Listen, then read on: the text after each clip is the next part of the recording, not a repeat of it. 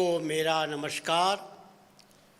एक बार पुनः उद्घोष क्रांति राम की में आपका स्वागत है। मित्रों, हम लोग चर्चा कर रहे थे राम रावण युद्ध में मेघनाद और लक्ष्मण का युद्ध हुआ। मेघनाद ने शक्तिबाण छोड़ा और लक्ष्मण मूर्छित हो गए। युद्ध का समय समाप्त हुआ। सायंकाल जब प्रभु राम ने पूछा कि लक्ष्मण कहाँ है, तो हनुमान जी लक्ष्मण को मूर्छित अवस्था में लेकर आए और उसको देखकर राम जी बहुत दुखी हो गए। राम जी एक प्रकार से इतने विवल हो गए कि लक्ष्मण जगो, लक्ष्मण जगो, तुम्हारे बिना मैं जीवित नहीं रहूँगा। सारे वानर समाज के लोग दुखी हो गए।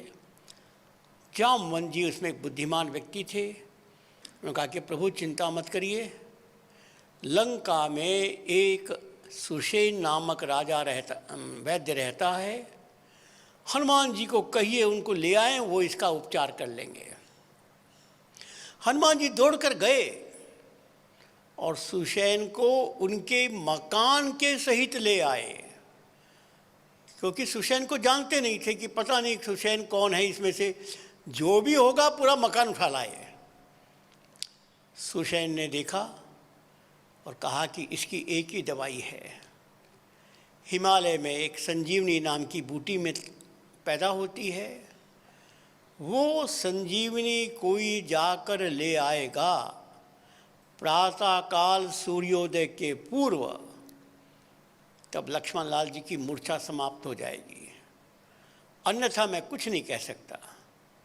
ये सुनते ही हनुमान ने अपने बल की चर्चा की। अरे मैं आता हूँ, मैं ऐसा हूँ, मैं वैसा हूँ।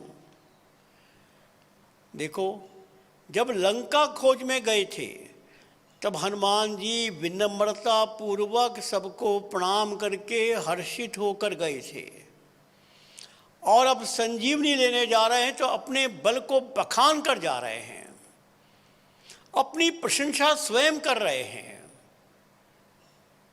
और इसका परिणाम ये हुआ कि संजीवनी बूटी के प्रत्येक चरण में हनुमान जी को धोखा मिला।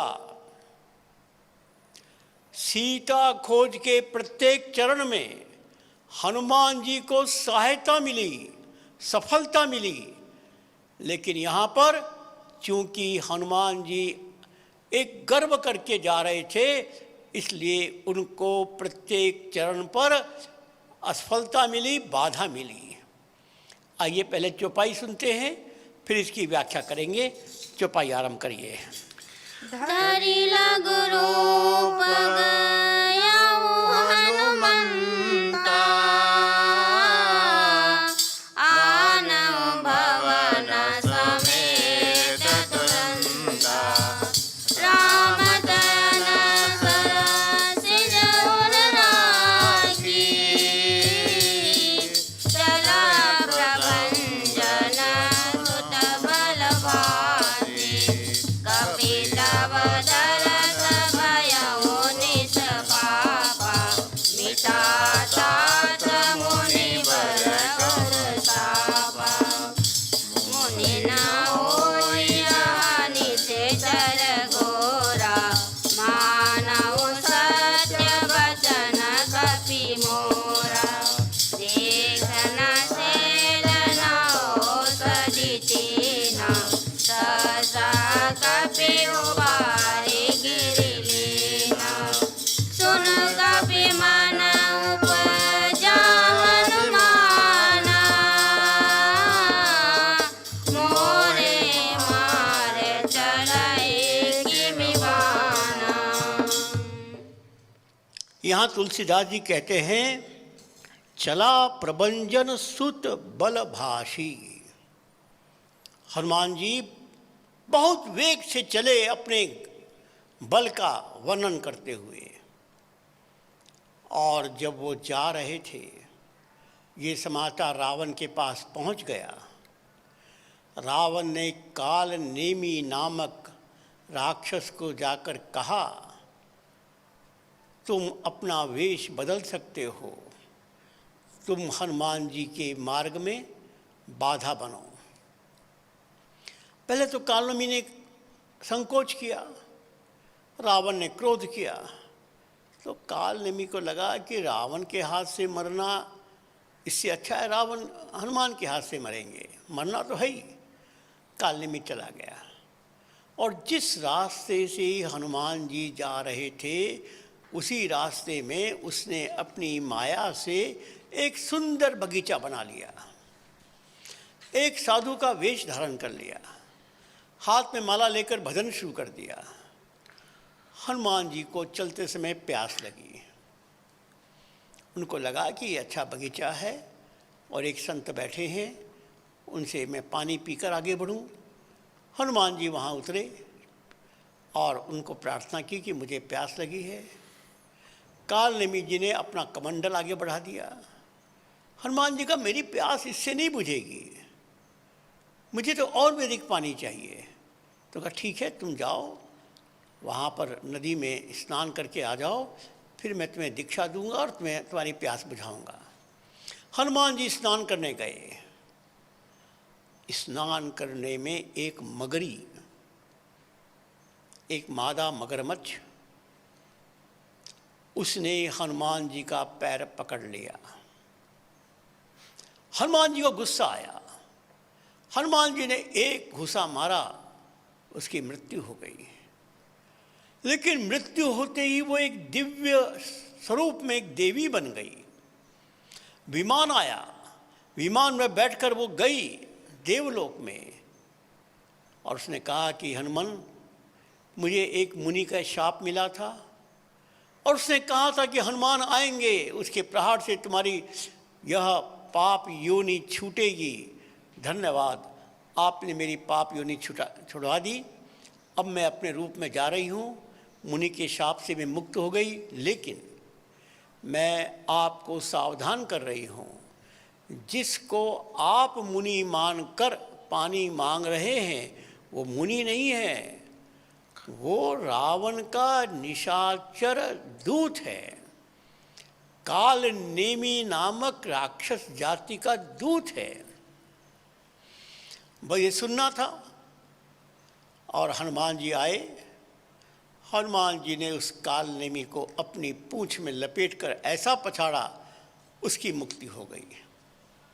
कहने का अर्थ ये है, हनुमान जी यहाँ धोखा खा रहे थे।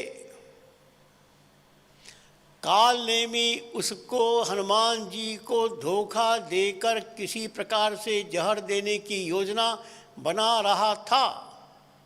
एक मगरी ने हनुमान को बचा लिया। अब एक संयोग की बात है, या यूँ कहो कि राम जी की योजना की बात है, अन्यथा तो हनुमान यहाँ पर धोखा खा ही रहे थे। देखो, जो अहंकार करके जाएगा वह धोखा खाएगा। हनुमान जी वहाँ से चले, क्योंकि उनको रात समाप्त होने के पहले पहुंच जाना है। हनुमान जी पहुंच गए हिमालय, और जिस प्रकार सुषेण ने बताया कि ऐसी जड़ी बूटी होगी, ऐसी चमक रही होगी, ऐसा होगा वैसा होगा, हनुमान जी ने देखा सारी जड़ी बूटियाँ चमक रही हैं, इसमें कौन संजीवनी कौन नहीं, मैं क्या करूं। हनुमान जी एक क्षण भी देरी न करते हुए पूरा पहाड़ उठा लिया कि अब सुषेणी खोज लेगा कौन सी संजीवनी है। यहाँ पर भी दो संकेत। हनुमान जी फिर धोखा खा गए, संजीवनी को नहीं पहचान पाए। एक दूसरा संकेत, हनुमान जी ने जाकर बहाना नहीं बनाया। वो जाकर कह सकते थे, प्रभु ये सुषेण ने जो बताया वो संजीवनी वहाँ है ही नहीं, गलत बोला, सॉरी बोल सकते थे। लेकिन हनुमान जी बहाना बनाने वाले, कारण बताने वाले कार्यकर्ता नहीं थे। उन्होंने सोचा कि यदि संजीवनी नहीं मिल रही है तो कोई बात नहीं, पहाड़ उठा के चले। मित्रों, यहीं पर हमें एक नया संदेश मिलता है। हमारे संगठन में अनेक ऐसे कार्यकर्ता हैं जो अपनी असफलता के लिए कोई न कोई कारण बताकर अपने को बचाने की कोशिश करते हैं। मैं अक्सर कहता हूँ, कारण बताने वाला भी संगठन का नुकसान कर रहा है, कारण सुनने वाला भी संगठन का नुकसान कर रहा है, और दोनों ही संगठन को दुर्बल बना रहे हैं, संगठन का भी नुकसान हो रहा है। कारण बताने वाला व्यक्ति अपने को मुक्त मान रहा है, मैंने कारण बता दिया, छूट हो गई। संगठन में कारण सुनने वाला व्यक्ति भी अपने को समझा रहा है कि हाँ ठीक चलता है, और ऐसे कमज़ोर लोगों से संगठन कमज़ोर हो रहा है। हनुमान बनो, कारण बताने की अनुमति नहीं है। अरे औषधि नहीं मिली तो पहाड़ तो उठा के ला सकते हो, कोई ना कोई रास्ता निकाल सकते हो। कारण बताने की अनुमति किसी भी सफल कार्यकर्ता को नहीं होती है। हनुमान जी पहाड़ उठा के आ रहे थे, अयोध्या से ऊपर वो चल रहे थे। अचानक भरत जी की दृष्टि ऊपर गई, देखा एक कोई व्यक्ति है, राक्षस सरीखा दिखता है और पहाड़ उठा के जा रहा है। भरत जी को एक संदेह हुआ। भरत जी ने बिना फाल के एक बाण उठाया और उसको चला दिया। हनुमान जी को लगा हनुमान जी मूर्छित होकर गिर पड़े, और गिरने के बाद हनुमान जी ने पूछा तुम कौन हो? भरत जी ने पूछा तुम कौन हो? हनुमान जी ने पूरी कहानी बता दी। अब तो भरत जी को बड़ा पश्चाताप हुआ, मुझसे बहुत बड़ी गलती हो गई, क्योंकि मैं तो समझा था कोई राक्षस है। तो फिर भरत जी ने कहा कि देखो भाई, जो मुझसे गलती हो गई, तुम्हें देरी हुई है, लो मेरे बाण पर चढ़ो और बाण बहुत तेजी से तुमको वहाँ पहुँचा देगा। यहाँ फिर हनुमान के मन में अभिमान जगा, अरे ये बाण मेरे वजन को उठाएगा। हाथ जोड़कर हनुमान जी पहुँच गए और सुषेण ने उसमें से संजीवनी बूटी को खोजकर लक्ष्मण की मूर्छा दूर की। अब यहाँ पर पुनः वही बात जो लंका से वापस आने के बारे में हुई। हनुमान जी ने लक्ष्मण की मूर्छा दूर कर दी और सुषेण को वापस अपने घर में पहुंचा दिया। राम जी बहुत प्रसन्न हो गए, राम की फिर प्रशंसा करते हैं। हनुमान जी कहते हैं प्रभु तुमने मेरा भ्रम दूर कर दिया। कैसे दूर कर दिया? अरे जब मैं आ रहा था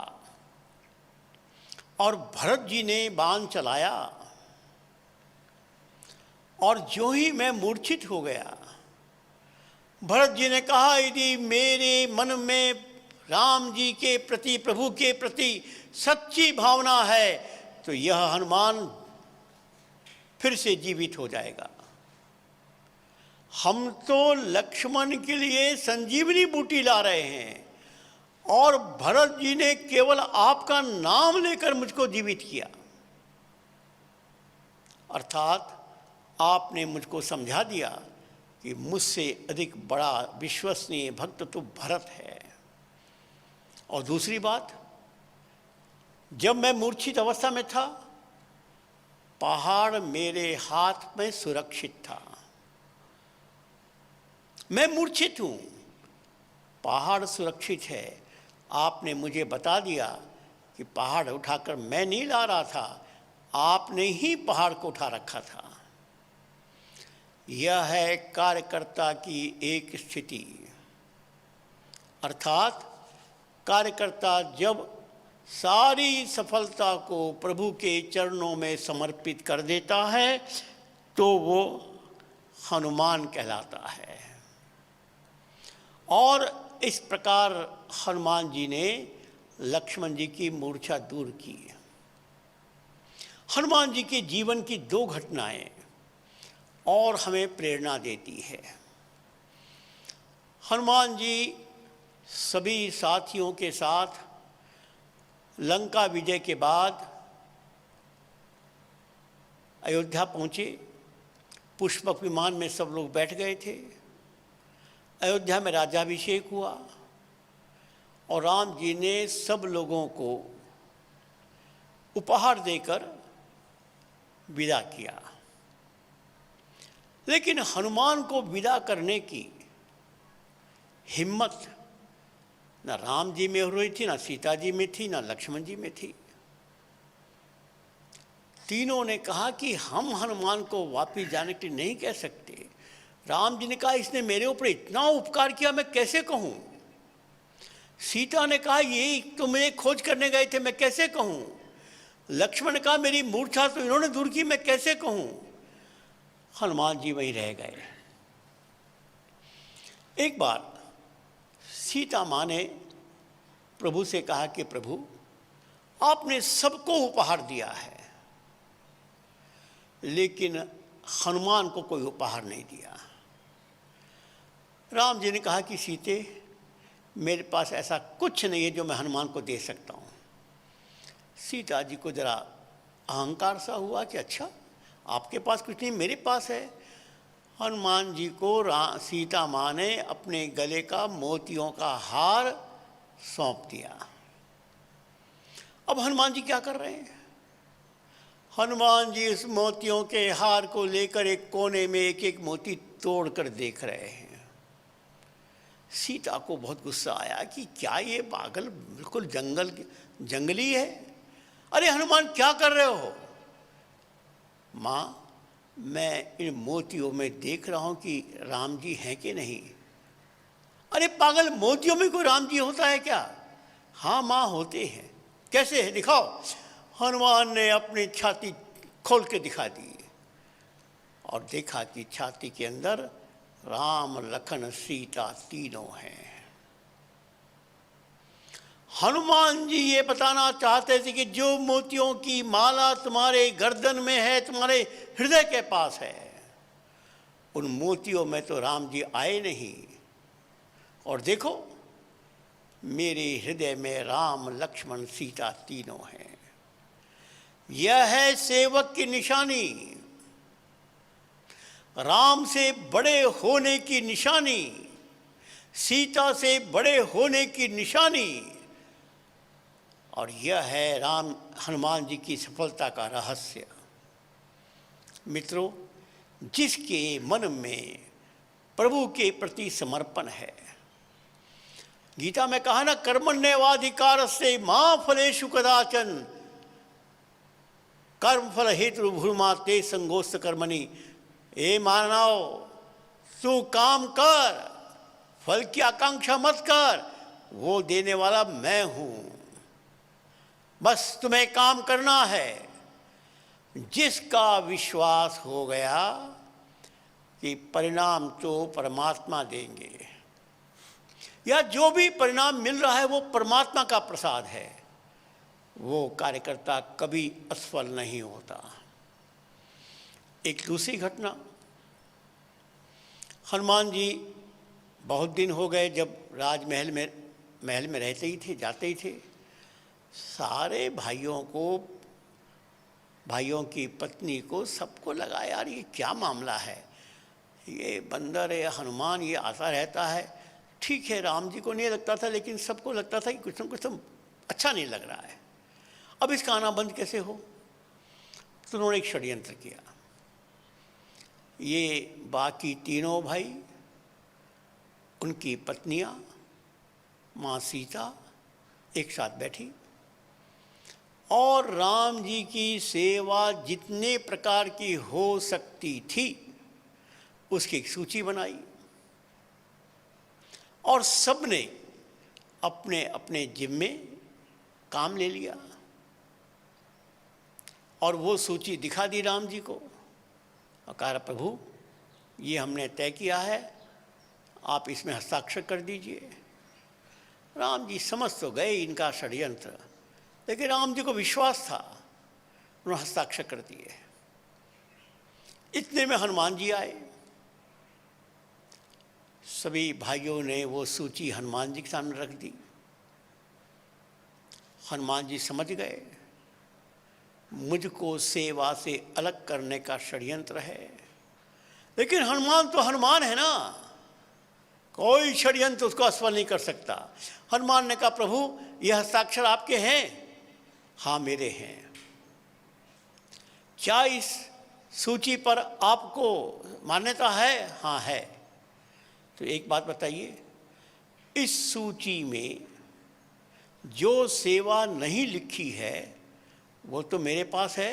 सब भाइयों ने कहा हाँ है, बिल्कुल, तो सबको मालूम था, ऐसे कोई काम ही नहीं बचा। हनुमान जी ने कहा एक सेवा बची है, जब प्रभु को उबासी आएगी चुटकी कौन बजाएगा? सारे भाई और सीता को बड़ा आश्चर्य हुआ कि हाँ ये तो छूट गया। हनुमान ने कहा तो वो काम मैं करूँगा, सबको हाँ करना पड़ा। सायंकाल का समय हो गया, प्रभु और सीता जी जा रहे हैं अपने शयन कक्ष में, पीछे पीछे हनुमान। सीता ने कहा कहाँ जा रहे हो? अरे मैं शयन कक्ष में जा रहा हूँ। क्यों? पता नहीं प्रभु कब उबासी आ जाए, चुटकी मुझको बजाना है। सीता को लगा ये तो मामला उल्टा हो गया, उसको डांटा, अरे कोई शयन कक्ष में आ जाता है, जाओ बाहर बैठो। हनुमान जी एक कोने में बैठकर पता नहीं प्रभु को कब उबासी आएगी चुटकी बजा रहे हैं, राम राम राम राम भज रहे हैं। उनके चुटकी बजाने से प्रभु का मुंह खुल गया,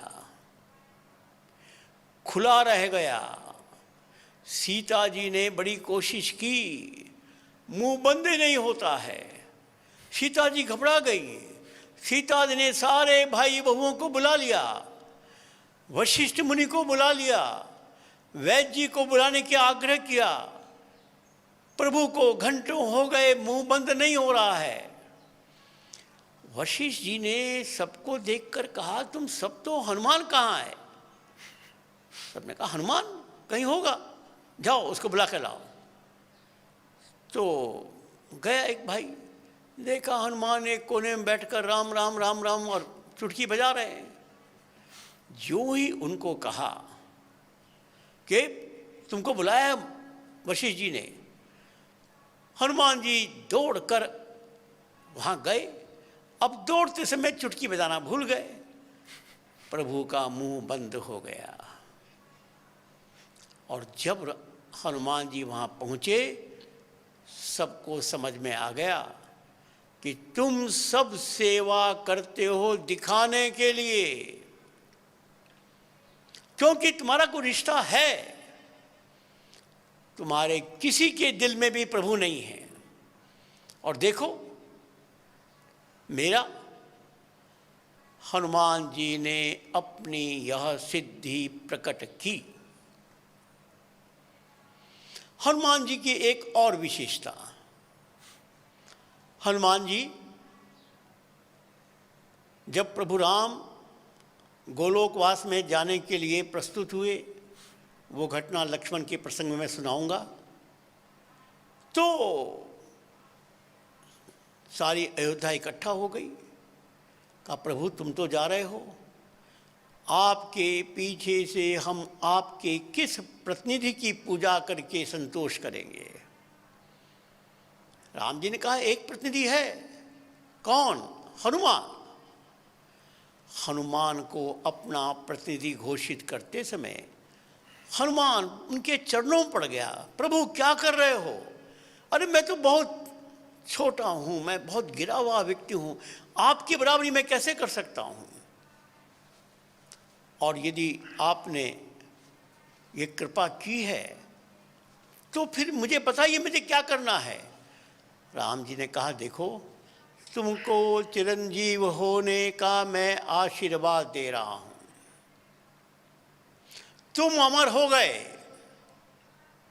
और अब तुम युगों युगों तक जीवित रहोगे और भक्तों को आशीर्वाद देते रहोगे।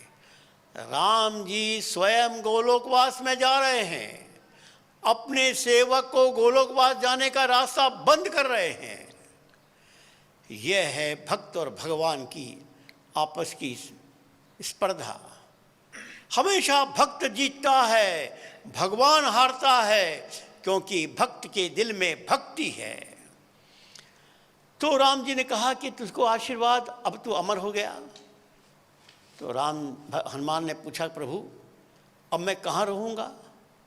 अयोध्या में तो आप रहेंगे नहीं, और ये सब तो जैसा है मैं जानता हूँ। तो राम जी ने कहा कि जाओ, राजस्थान के एक कोने में एक स्थान है सालासर जी, वहाँ जाकर रहो।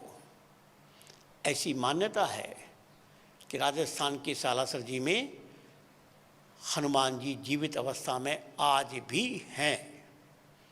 उसकी पूरी कहानी है, कैसे एक भक्त को अंदर से आवाज़ आई, उन्होंने खोदा, हनुमान जी की मूर्ति मिली, और ये मान्यता है कि वहाँ के हनुमान जीवित हनुमान हैं, और इसलिए उनकी मान्यता है। लेकिन एक और भी प्रसंग मैं सुनाना चाहता हूँ। मैं सालासर जी में गया था, भक्तों की बहुत बड़ी भीड़ थी। पता नहीं मेरे मन में क्या आया, मैंने कार्यकर्ताओं को कहा कि मैं दर्शन करने नहीं जाऊंगा। क्यों? मुझे दर्शन करने में गुस्सा आएगा। अरे गुस्सा आएगा? हाँ गुस्सा आएगा। क्यों गुस्सा आएगा? मैं क्यों पूछते हो, मत ले जाओ। लोगों ने जिद की, नहीं चलिए। मैं गुस्सा आएगा तो फिर आप संभाल लेंगे? हाँ संभाल लेंगे। सबको लगा क्या गुस्सा आएगा, पता नहीं क्या बोल रहे हैं, श्याम जी का दिमाग खराब हो गया। मैं गया, मूर्ति के सामने खड़ा हुआ, प्रणाम किया, और वहाँ उस दिन सवा मनी चढ़ रही थी, सवा मन लड्डू, इसका भोग लगाया जा रहा था। मुझे वो सवा मन लड्डू देखकर पता नहीं क्या क्रोध आ गया। मैंने चिल्ला कर कहा, ए हनुमान, तुम यदि सच्चे हो तो प्रकट हो जाओ, देखो कैसा हनुमान तुम लड्डू खाते हो, अन्यथा इन सारे भक्तों को बता दो कि ये सब नाटक कर रहे हैं। सबने कहा क्या बोल रहे हैं आप? और मुझको लोग बैठाकर अलग से ले गए। क्या हो गया आपको? मैंने कहा था मुझे शांत होने दो। फिर मैंने उनको एक घटना बताई। मैंने कहा मेरे पास एक गाड़ी है, मैं उस समय रांची में रहता था, और मेरी गाड़ी का एक ड्राइवर है, उसका नाम बिरसा है, वो वनवासी समाज का है, मुझे बहुत प्यार करता है, मैं भी उसको बहुत प्यार करता हूँ। और जैसे हमारी पद्धति है कि हम जिस भी घर में जाएंगे, भोजन करेंगे तो सबको साथ बैठाएंगे, बिरसा भी साथ बैठता था। एक दिन की बात, बिरसा ने कहा कि मुझे तो पेट में दर्द हो रहा है, मैं आपके साथ भोजन नहीं करूँगा। कोई बात नहीं, दवाई की व्यवस्था करा दी। 2-3 दिन जब बिरसा कहने लगा कि मेरे पेट में दर्द है, तो मेरे कार्यकर्ताओं ने कहा कि श्याम जी ये आपसे झूठ बोल रहा है, कोई पेट में दर्द नहीं है, ये बहाना बना रहा है आपके साथ भोजन नहीं करने का, और कार्यालय में जाकर तो पूरा भात खाता है। मुझे बहुत आश्चर्य हुआ। मैंने बिरसा से पूछा, बिरसा की आंखों में पानी आ गया। क्या श्याम जी बिल्कुल सही है, तो क्यों तुम झूठ क्यों बोल रहे हो? अब उसने एक बात कही, श्याम जी आप जिनके घरों में भोजन करते हैं वो सारे परिवार बड़े संपन्न परिवार हैं, डाइनिंग टेबल, अनेक प्रकार के पदार्थ, कैसा सजावट। उस समय वो भोजन देखकर मुझको अपने माता पिता याद आते हैं। और मुझे लगता है कि मेरे माता पिता तो आज भूखे सो रहे हैं और मैं ऐसा राजसी भोजन करूंगा। मैं इसलिए आपके साथ भोजन नहीं कर सकता। मैंने वो घटना सुनाई वहां पर। अरे ये हनुमान 1.25 मन लड्डू खाएगा, और हनुमान के लाखों करोड़ों भक्त, इनके परिवार के वनवासी आज भूखे सो रहे होंगे। यदि हनुमान सच्चा है तो ये लड्डू को स्वीकार नहीं करेगा, और यदि लड्डू को स्वीकार करता तो हनुमान झूठा है। सबके मन में एक प्रकार का सिहरण पैदा हो गया। बात तो सही है। अरे हनुमान वनवासी समाज, और वनवासी समाज के लाखों लोग भूखे, हनुमान जी तुम्हारे लड्डू को स्वीकार करेंगे? फिर मैंने कहा कि यही कारण है कि आप सोच रहे हैं कि 1.25 मनी चढ़ाकर हनुमान जी को आप खुश कर लेंगे। हनुमान जी खुश नहीं होंगे। तुम हनुमान को अपमानित कर रहे हो। हनुमान के लाखों लोग भूखे हैं, उनकी चिंता नहीं कर रहे, और हनुमान को तुम 1.25 मन लड्डू खिलाकर खुश करोगे? ऐसा हनुमान जिसका रामायण में चरित्र लिखा है। इसीलिए सलासर जी में भीड़ बढ़ रही है, 1.25 मनी चढ़ रहा है, देश में अत्याचार अनाचार बढ़ रहा है। मित्रों, हमको हनुमान बनना है। इसका अर्थ है कि हमको हनुमान की तरह जीवन जीना है। हमें उन वनवासी समाज से साथ समरस होना है। ये समरसता का एक उदाहरण और बताकर मैं अपनी बात पूरी करूंगा। स्वामी विवेकानंद, स्वामी जी ठाकुर रामकृष्ण परमहंस के शिष्य बन गए, और स्वामी जी ने ठाकुर से कहा कि ठाकुर मुझे मोक्ष चाहिए।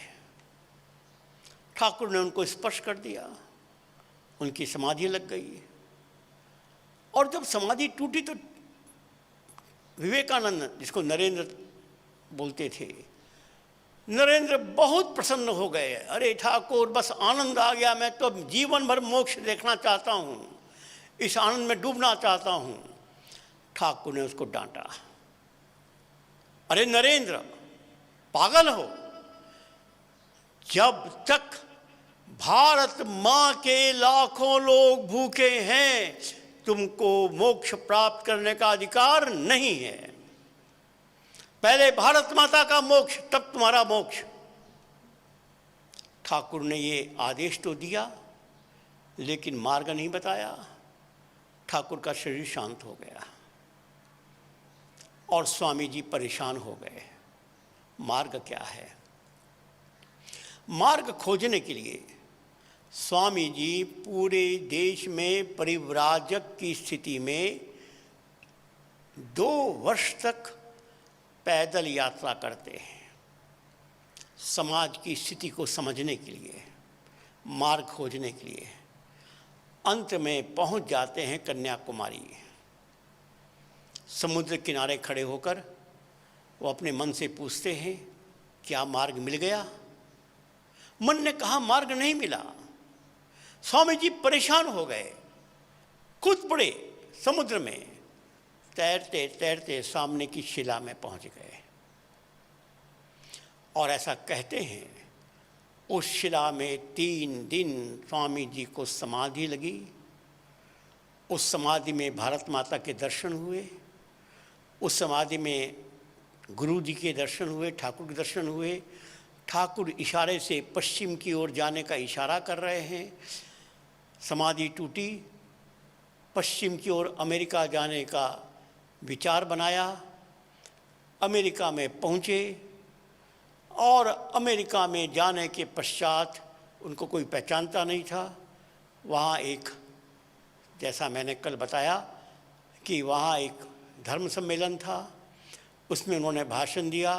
भाषण में वो बड़े प्रसिद्ध हो गए और उस दिन शिकागो के एक बहुत भव्य घर में रहने की व्यवस्था की गई।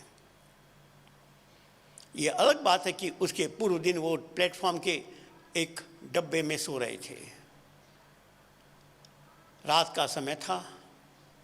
उस परिवार के दंपति को ऊपर के कमरे से रोने की आवाज आई। वो दंपति घबरा गए, गए ऊपर, देखा स्वामी जी बच्चों की तरह फर्श पर लोट पोट होकर रो रहे हैं। उस दंपति ने पूछा, स्वामी जी हमारी व्यवस्था में क्या दोष है जो आप रो रहे हैं? उन्होंने कहा, मित्र तुम्हारी व्यवस्था में कोई दोष नहीं है।